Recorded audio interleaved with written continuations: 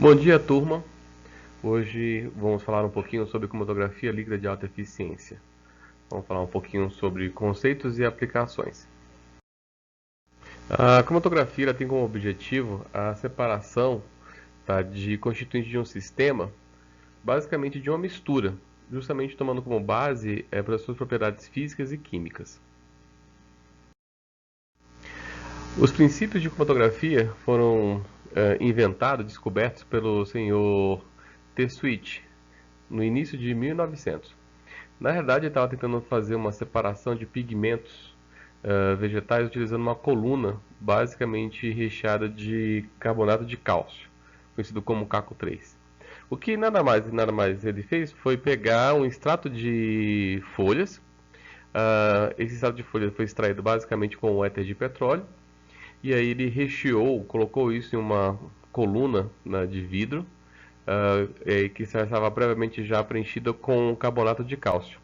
Depois que então ele colocou o carbonato de cálcio, depois ele colocou esse extrato vegetal em éter de petróleo, ele foi adicionando éter de petróleo e por conta de gravidade mesmo, esse material foi descendo. E o que ele percebeu é que à medida que o extrato iria migrando ao longo da coluna, ocorria então a separação desse extrato de planta, desse extrato de folhas, em diversos pigmentos. E eu já posso até adiantar que é clorofila e carotenoides. E justamente por separar em pigmentos, vem aí o nome então cromatografia, que aí por justamente o nome que lembra cor, tá? Cor e escrever em grego. O princípio da metodologia é, na realidade, você promover a separação de um extrato, de uma solução, justamente que você pega esse extrato, você passa ele sobre uma matriz, uma resina, e ao longo dessa passagem, devido aos componentes físico-químicos desse seu material, cada componente desse seu extrato, ele vai ocupar uma posição no trajeto. Então, com isso, você consegue separar. Eu vou deixar disponível para vocês alguns papers e também um capítulo de livro. E vocês vão ver que na realidade a cromatografia é um sistema bifásico, onde a gente tem uma fase que é chamada de fase líquida, também conhecido como fase móvel, também que é justamente o solvente ou o eluente. E essa fase líquida vai passar por cima de uma fase sólida, também conhecida como matriz ou fase estacionária. Na realidade, a separação ela se deve para uma interação entre três componentes. A sua amostra, que vai estar dissolvida na sua fase móvel, e a sua amostra também com a fase estacionária, e também a sua fase estacionária com a sua fase móvel. Ou seja, você tem um grande conjunto de compostos que vão interagir entre si, então com isso você vai ter uma separação. E o que eu quero dizer com isso? Se você simplesmente utilizar uma fase móvel e uma fase estacionária e você trocar a sua amostra for um outro tipo de amostra, você vai obter separações diferentes. E se eu tiver a mesma amostra com a mesma fase estacionária e eu trocar ou modificar minha fase móvel, eu também vou ter uma separação diferente. E se eu utilizar a mesma amostra, a mesma fase móvel e fazer uma fase estacionária diferente, também vai afetar diretamente a minha separação. Existem diferentes tipos de cromatografia, dependendo da fase estacionária e dependendo da fase móvel. Bem, só para dar um exemplo aqui, em termos de fase estacionária, existe a cromatografia de camada delgada, onde a fase estacionária vai estar contida em um plano. E no caso também de outro tipo de cromatografia, a cromatografia gasosa, onde a nossa fase móvel é literalmente um gás. O que a gente trouxe aqui para vocês, que a gente quer comentar aqui com vocês, é basicamente cromatografia líquida, onde a nossa fase móvel é um líquido. E o interessante também é que a nossa fase estacionária ela vai estar presa dentro de uma coluna cromatográfica. Essa coluna ela pode ser feita de vidro, pode ser feita também de plástico, tá? Um plástico especial, ou também de aço inox. E eu trouxe aqui, em termos de cromatografia líquida, basicamente três processos, né? Onde você tem a cromatografia líquida de baixa pressão, o FPLC e o HPLC. O que vai de fato diferenciar essas três cromatografias é o tamanho da partícula. Tamanho da partícula, mas da onde? Bem, é o tamanho da partícula justamente da fase estacionária. Então, a fase estacionária recebe esse nome porque ela está estacionada dentro de uma coluna. Tá? Então, e dependendo do tamanho da partícula, você vai ter processos diferentes. Então, eu trouxe aqui basicamente três itens que a gente pode comentar, que quanto menor a partícula, maior será a superfície de contato dessa partícula, né, com a sua amostra. Mas o que acontece também é que quanto menor a partícula, você vai ter mais dificuldade para a passagem do solvente, ou seja, para a passagem da fase móvel. E aí, com isso, vai exigir então maiores pressões, justamente para bombear esse solvente, essa fase móvel. É isso que vai diferenciar justamente esses três tipos de cromatografia. A cromatografia aberta, ela tem partículas grandes dentro da coluna, aonde você vai ter basicamente um grande espaço morto, né, um espaço entre as partículas, e o seu solvente vai passar com certa facilidade. Então, por isso que é chamada de coluna aberta, porque você não precisa de muita coisa para fazer o seu solvente passar. Você pode até passar por gravidade. Como tinha acabado de falar, aqui tem uns exemplos de cromatografia aberta ou cromatografia de baixa pressão, onde você vai montar a sua fase estacionária, pode ser um gel de filtração em gel, pode ser simplesmente uma resina de troca iônica ou uma resina de afinidade, e você vai bombear a sua fase móvel ou para uma mão peristáltica ou simplesmente você vai estar completando e ela vai estar descendo por gravidade. Como eu já tinha comentado, esse tipo de cromatografia ela tem a sua aplicação ainda hoje. Você pode fazer uma cromatografia simplesmente por afinidade, onde você coloca ou um íon metálico ou simplesmente um anticorpo, você acopla, tá, algum composto ligante na sua fase estacionária e dentro da sua amostra, dentro da sua solução, dentro do seu extrato, tem aquilo de interesse. Quando você passa isso dentro da sua coluna, essa amostra de interesse vai estar ligada nesse anticorpo, vai estar ligada nesse colante, nesse ligante. Você depois lava esse material ou com um tampão ou com uma água e depois você tem um eluente especial, então você faz a troca de eluente e aí você depois recolhe esse material de interesse. Esse tipo de cromatografia de afinidade de baixa pressão é muito utilizado na biologia molecular. Só para dar um exemplo aqui, onde você, literalmente, depois de fazer uma modificação em uma proteína, na verdade, a modificação em uma bactéria para produzir uma proteína, quando você vai fazer essa modificação, né, da bactéria, você já prevê uma cauda de histidina nessa proteína, e aí depois você faz essa purificação dessa proteína, desse extrato, né, de bactérias, meios, justamente utilizando uma coluna de níquel, porque essa cauda de histidina vai ter afinidade pelo níquel que está presente na fase estacionária.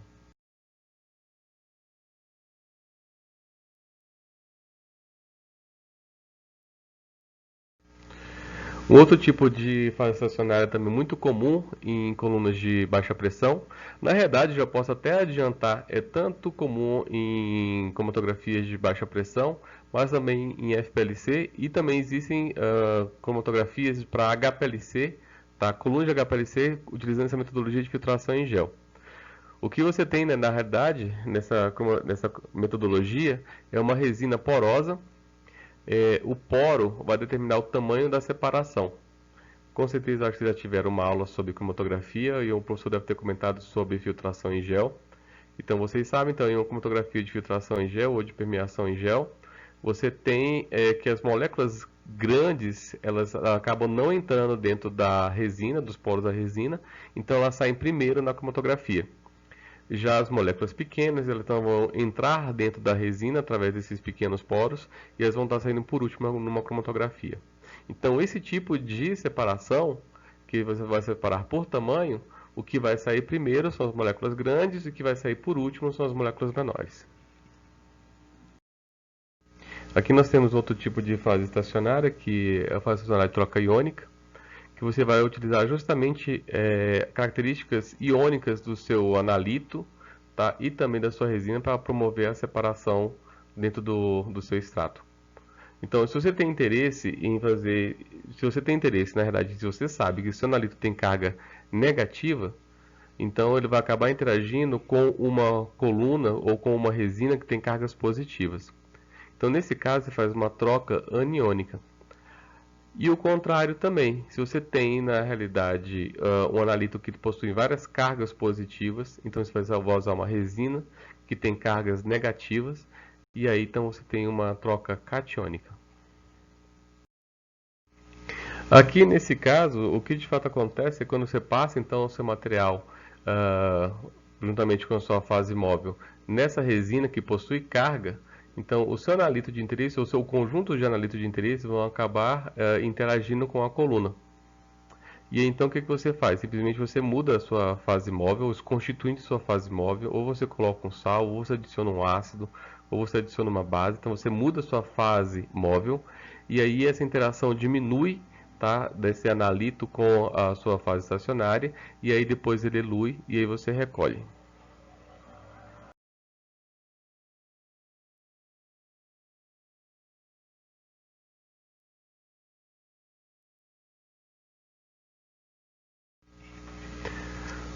O que então diferencia um FPLC de um sistema de coluna aberta?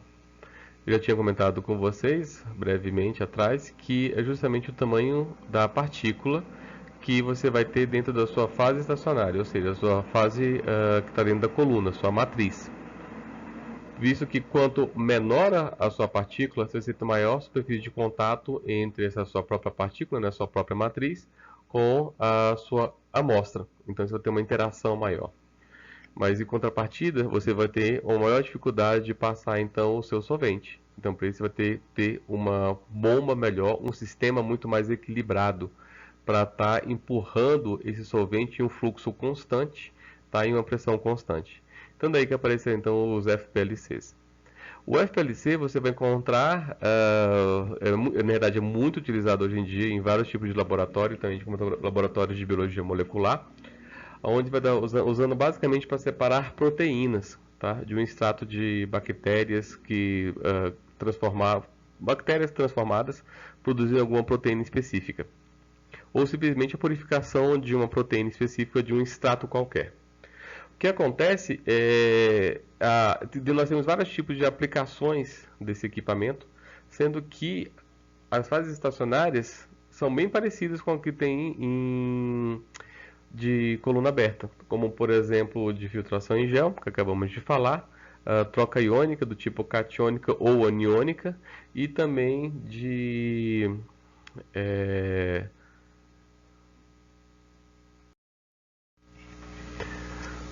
o que então diferencia um FPLC de um sistema de coluna aberta? Eu já tinha comentado com vocês brevemente atrás que é justamente o tamanho da partícula que você vai ter dentro da sua fase estacionária, ou seja, a sua fase que está dentro da coluna, sua matriz. Visto que quanto menor a sua partícula, você tem maior superfície de contato entre essa sua própria partícula, né, a sua própria matriz, com a sua amostra. Então você vai ter uma interação maior.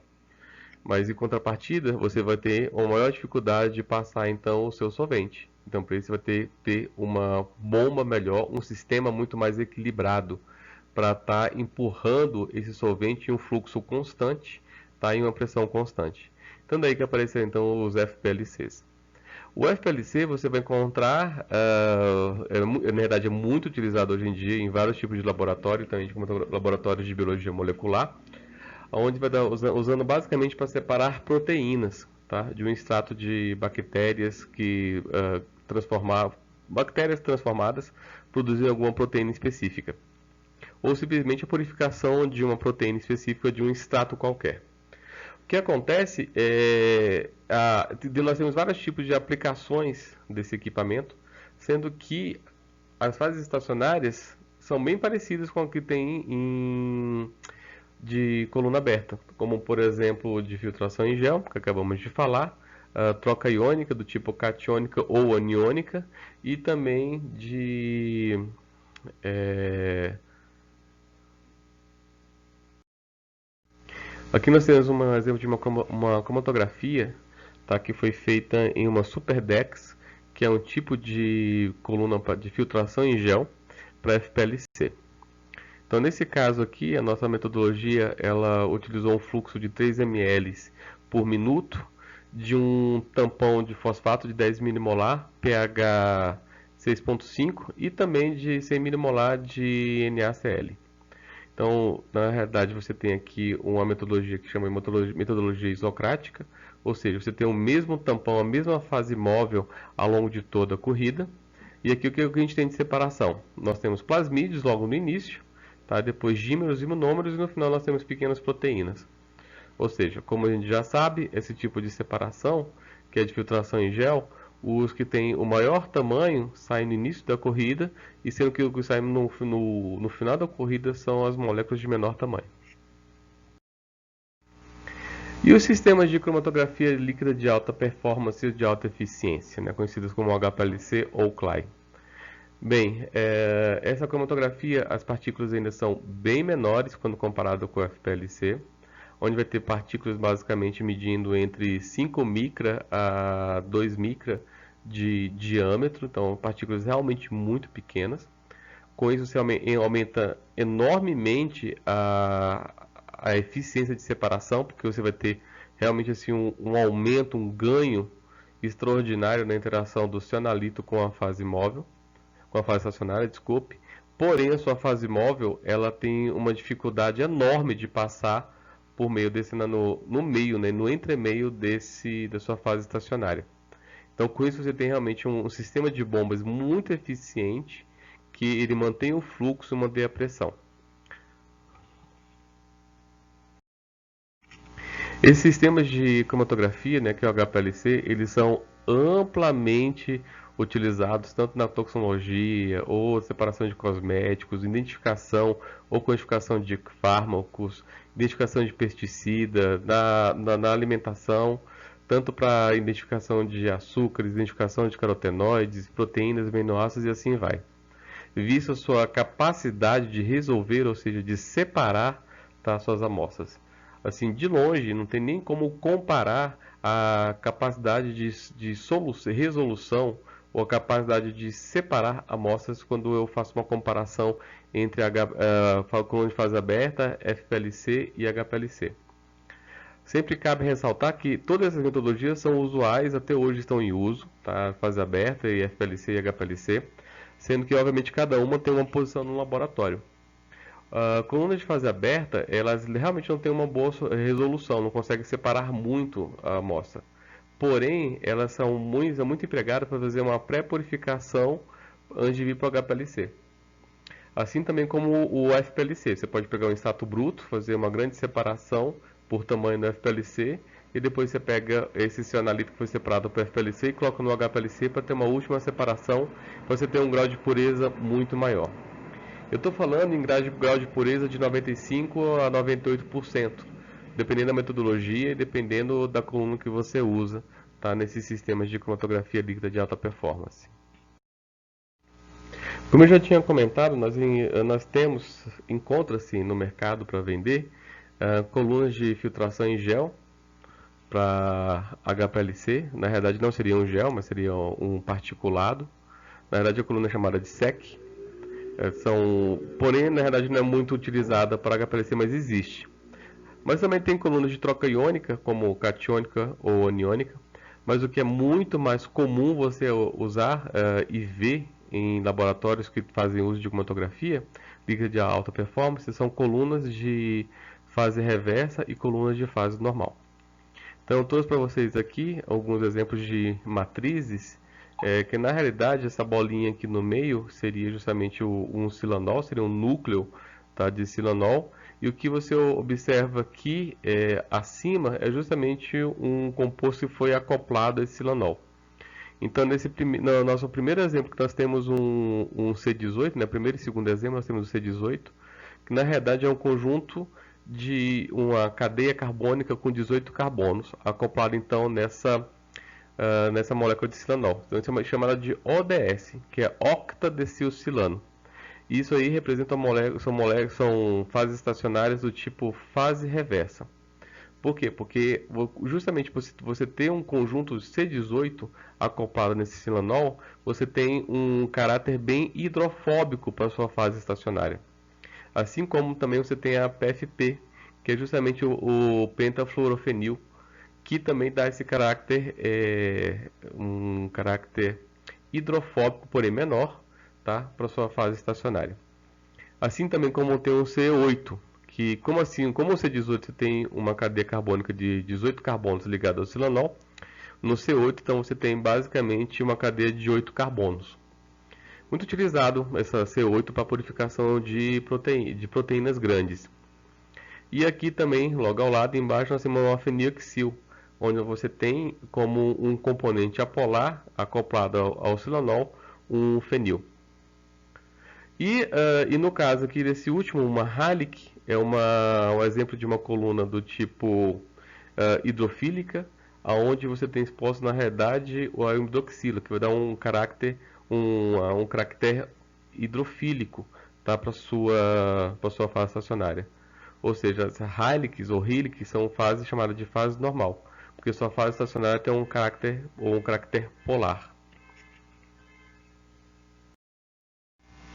A fase reversa é a mais comum para a purificação de peptídeos. Porém, ela não se limita somente a peptídeos. Você pode separar alcaloides, você pode separar caroteno e entre outras, uma lista enorme de compostos. O que é interessante é justamente essa interação hidrofóbica entre o cianalito e a fase estacionária. O que acontece é que quando você injeta o cianalito, a sua fase móvel então vai levar o cianalito para interagir com a sua fase estacionária. E os componentes hidrofóbicos do cianalito vão interagir com os componentes hidrofóbicos da sua fase estacionária. E quanto mais hidrofóbica a sua fase estacionária, mais interessante é para a separação. Então, separar peptídeos, o que é mais comum é justamente trabalhar com C18. Já que você vai trabalhar com proteínas, o que é mais usual também é você trabalhar com uma C8. Tá? Então, uma vez que você tem a interação do cianalito com a sua fase estacionária, o que você tem que fazer agora é justamente fazer uma mudança, tá, na força iônica ou hidrofóbica, né, do seu solvente. Então, com isso, você vai, no caso da metodologia de fase reversa, você sempre começa com água e ao longo da corrida cromatográfica você vai substituindo gradativamente a água por um solvente mais apolar, como por exemplo o metanol ou acetonitrila.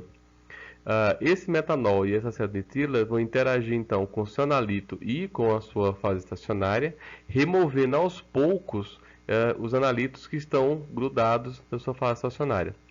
Então o que acontece de fato é que aqueles analitos que são pouco hidrofóbicos, ou seja, tem uma pouca interação com a sua fase estacionária, eles são os primeiros a sair a partir do momento que você começa a aumentar a concentração de metanol ou de acetonitrila. Aqueles que são, por sua vez, que têm mais interações hidrofóbicas com a sua fase estacionária, então você precisa de muito mais acetonitrila e muito mais metanol para você poder retirá-lo então da coluna. Eu trouxe para vocês aqui um exemplo de uma cromatografia líquida de alta performance para a separação de um peptídeo utilizando fase reversa. Bem, o que a gente tem aqui? Existe um meio de cultura, né, de cultivo de píquia. Essa píquia foi modificada para produzir esse peptídeo, né, que na realidade é o EGF, que é o fator de crescimento epitelial. E depois desse material já ter passado por uma purificação prévia para o FPLC, então ele foi passado para mim, eu então fiz essa purificação, tá, utilizando uma cromatografia líquida de alta performance em colunas ODS, que é octadecilcilano, ou seja, uma C18, aonde a fase móvel inicial é água mais 1% de um ácido chamado trifluoracético. Depois que eu fiz a injeção do meu cultivo, né, que já pré-purificado para o FPLC, aí ele vai interagir com a coluna. Depois disso eu começo a fazer um aumento gradativo da que eu chamo de fase móvel B, que é justamente a acetonitrila, que é um composto apolar, um solvente apolar, acrescido também de 1% de TFA. E ao longo do tempo, ou seja, da minha corrida cromatográfica, eu vou substituindo, vou aumentando gradativamente, tá, essa fase móvel B. Então, por volta mais ou menos de uns 33 minutos de cromatografia, onde eu tenho mais ou menos aqui no meu gráfico também uns 33% de fase móvel B, eu tenho então a saída, né, desse meu EGF, ou seja, ele se desgrudou da coluna, deixou a interação da coluna e ele saiu então no final da coluna, foi detectado em ultravioleta por volta utilizando 216 nanômetros, tá, como faixa de observação, e aí então eu tenho esse pico aqui que é o EGF. Aqui eu trouxe outro exemplo de separação, mas agora utilizando drogas anticonvulsivantes. A coluna cromatográfica também é de fase reversa, uma C18. Só que agora eu trouxe uma metodologia um pouco diferente. Em vez de eu substituir ao longo da corrida, eu já faço uma corrida que eu chamo de corrida isocrática, onde eu vou ter um componente hidrofóbico dentro da minha fase móvel ao longo da minha corrida inteira. Nesse caso aqui eu tenho a acetaldinitrila misturada com fosfato de potássio, tá numa proporção de 40-60. Então, literalmente não mudo as concentrações de acetaldinitrila ao longo da corrida. Porém, esse pouco de acetaldinitrila que eu já tenho na minha fase móvel já promove ela já diminui a interação do meu analito com a fase estacionária. Então, com isso, eles conseguem sair em tempos diferentes. Essa cromatografia aqui também feita no nosso laboratório, eu trouxe a separação de uma peçonha de escorpião que ocorre aqui no centro-oeste, que é o Rhopalurus agamenon. Por ser uma peçonha, não tem só peptídeos, vai ter outros compostos também, vai ter proteínas também nesse conjunto, vai ter também aminas biogênicas, aminoácidos livres, sais. Mas o que observa aqui, dá para ver bem direitinho o ganho, na realidade, da resolução. Como está bem separado esse material. Tá? Essa linha que você observa no meio do cromatograma é justamente a linha do gradiente, ou seja, como eu programei o computador para promover a entrada da fase móvel B, que é a fase móvel com o caráter mais apolar, justamente para fazer a retirada do material da coluna. Aqui é um outro exemplo agora de uma pererequinha que ocorre aqui em Brasília também, e também ao longo de todo o Cerrado, que aqui nós temos uma Pithecophilus azureus. A secreção de Pithecophilus é bastante rica, principalmente em peptídeos. Você tem mais ou menos aqui, em termos de frações cromatográficas, se eu me recordo bem, eu acho que umas 54 frações. Isso não significa que cada fração esteja pura. Possivelmente a gente deve ter de 3 a 4 compostos em cada fração dessas, que a gente vai ter que depois fazer uma outra etapa cromatográfica, que chama recromatografia, com uma outra metodologia, justamente para obter compostos com um grau de pureza aceitável para fazer algum tipo de ensaio. Agora, um outro tipo de fase estacionária, como eu tinha comentado, era a Heilig, onde você tem hidroxilas, né, ligadas nesse seu silanol. E, obviamente, esses hidroxilas também meio aquoso, vai ter, então, a formação de ânions, né, expostos. Então, você vai ter aí um componente polar na sua fase estacionária. Esse tipo de fase estacionária é interessante também para você separar compostos polares. Tá? Ou seja, separar analitos que tenham um caractere polar.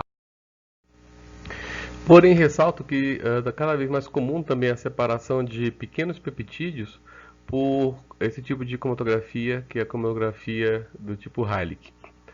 Visto que nós encontramos sim alguns aminoácidos que têm um caráter hidrofóbico, porém também vai ter que ter aminoácidos com caráter polar. Então a gente pode fazer uso desse caráter polar para separar também peptídeos. Então nesse slide aqui nós temos um exemplo de duas cromatografias, a de cima separando por cromatografia líquida de fase reversa, né, que é o RPLC. Então nós temos dois peptídeos. Lembrando que a cromatografia de fase reversa você tem uma fase estacionária com um caráter apolar, então ele vai utilizar de hidrofobicidade do seu analito para poder justamente separar. Já embaixo nós temos uma Heilig, que você tem então uma fase estacionária com um caráter polar. Então você vai utilizar então da polaridade do seu analito para conseguir separá-lo. De forma interessante, você tem uma troca no tempo de retenção desses compostos. No caso de cima, então voltando a falar de fase reversa, os que saem primeiro são os menos hidrofóbicos e os que saem depois são os mais hidrofóbicos. No caso quando você usa a metodologia de Heilicke, isso inverte porque o que sai primeiro na Heilicke são os mais hidrofílicos desculpa, os menos hidrofílicos. E o que sai por último são os mais hidrofílicos. A fase normal tem realmente ganhado assim, uma grande importância também na indústria de separação.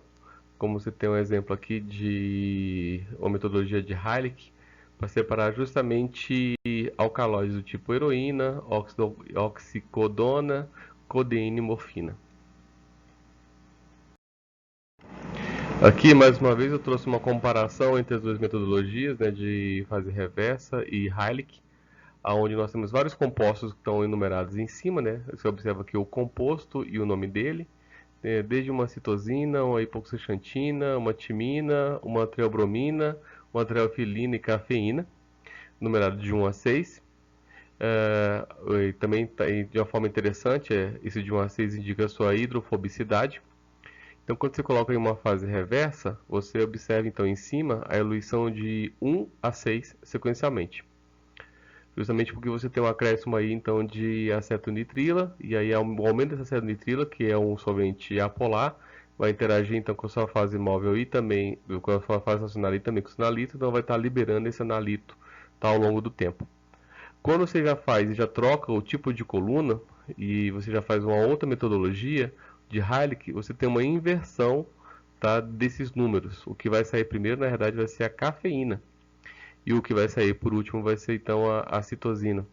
Onde então os primeiros que saem são os menos hidrofílicos e os últimos que saem são os mais hidrofílicos. Nesse caso aqui, ele basicamente começa com uma fase móvel mais apolar e ao longo da corrida vai substituindo por água, que é uma fase móvel polar. Então, como relembrar é viver, então trouxe mais um slidezinho aqui para deixar bem claro qual a diferença entre essas duas metodologias, onde a Heilicke ela vai usar um caractere hidrofílico para a separação das amostras e a fase reversa usa um caractere hidrofóbico para a separação das amostras.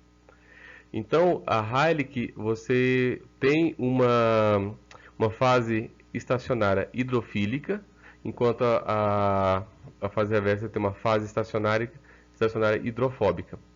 O que é interessante também é a questão do gradiente, ou seja, da troca de solventes. No caso da Heilicke, você sai de um solvente apolar para um solvente polar. Então, no nosso exemplo aqui, a acetonitrila para a água. E no caso de uma fase reversa, você sai de um solvente polar para um solvente apolar. No nosso exemplo que a gente tem então começa então com água e depois você vai fazendo um incremento de acetonitrila. Mas nem tudo a gente consegue separar com fase reversa ou com fase normal. Aqui no caso a gente tem uma coluna, que é uma coluna que você tem um NH2 ligado no silanol, que é uma interação do tipo interação molecular, que usa basicamente para açúcares. Então é fato, assim, você vai querer separar açúcar, então você não vai usar nem fase reversa, nem vai usar também uma Heilicke. Você tem que comprar uma coluna específica, tá? Na verdade, você tem algumas poucas colunas para esse fim, tá no mercado, mas o que é mais comum é você utilizar essas colunas de NH2, que são colunas de interação molecular. Bem, sistemas de cromatografia são extremamente versáteis, você consegue separar diversos tipos de materiais, desde que esses materiais sejam solúveis na sua fase móvel. Porém, ele tem algumas desvantagens, são equipamentos caros, tá? E os insumos para esse equipamento, como colunas e dependendo do tipo de solvente, também é muito caro, e a manutenção cara. Então você realmente tem que saber muito bem o que você está querendo comprar e o que você precisa fazer com esse tipo de equipamento. Inclusive, existem algumas recomendações para o uso do equipamento. Como eu já tinha comentado, o seu analito tem que ser um analito que ele é solúvel, porque você não pode ter material particulado na sua fase móvel, muito menos na sua amostra. Se você aplicar uma amostra que você tem material particulado, você vai entupir o equipamento. Se a sua fase móvel tiver material particulado, não estiver bem filtrada, vai entupir o equipamento. Uma outra coisa também é que você tem que ter um sistema de degasificação para sua fase móvel, porque nós não gostamos, nós não queremos ter gases dissolvidos da sua fase móvel, porque dentro do sistema, que é um sistema de alta pressão, quando você chega lá dentro do detector, que é um sistema de média pressão, esse gás dissolvido pode se transformar em gás propriamente dito, e você vai ter formação de falsos picos por conta da difração, da diferença de difração entre água, né, solvente, e ar. Então você tem a presença de vários picos dentro do seu cromatograma por conta de uma bolha dentro do seu detector. E até agora a gente falou de separação. A gente também tem que falar também de detecção. Não adianta nada separar se eu não consigo ver. Então a gente vai falar rapidamente aqui de alguns tipos de detectores muito comuns em cromatografia líquida de alta performance. Em termos de detectores mais comuns que a gente tem em cromatografia, são os detectores de UV, ou UV visível, onde são detectores que vão estar emitindo luz na faixa do ultravioleta e também na faixa do visível. Nesse caso, a gente vai ter justamente uma lâmpada, que é a fonte de luz, uma pequena janela que vai direcionar esse feixe de luz para justamente em cima de um difratômetro. E esse difratômetro vai fazer, como o nome já fala, a difração da luz. No comprimento vai desde o ultravioleta até a faixa do visível. E aí depois nós temos um split, né, uma outra janela que vai selecionar o comprimento de onda que você tem interesse. É muito comum, por exemplo, a gente utilizar para proteínas 216, 280 e também para peptídeos também 216, 280 nanômetros, que é na faixa do ultravioleta.